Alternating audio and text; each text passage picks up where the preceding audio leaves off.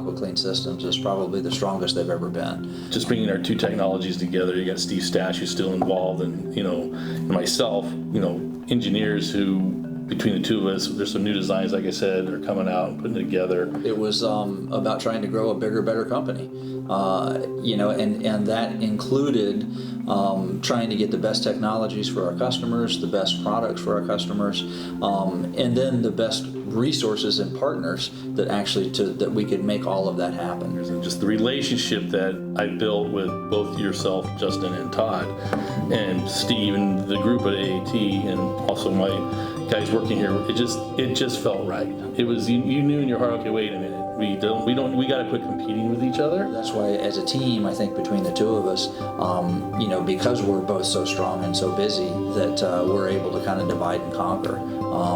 Conquer our responsibilities and our issues, so to speak, and then be able to continue to focus on putting out quality product, the best product that we can, the best pricing that we can, and just continue to keep our customers happy. Yeah, and it's getting busier and busier, and we've already surpassed last year. This year already, we're only into June. Well, we're staying here in California. We just signed a long-term lease here on this building we're in. It's a nice new facility. And the reason is we have a lot of customers in California. Yeah, Austin American is definitely staying in Texas. I think the better question to ask us is how long is it going to be before we open another facility on the East Coast?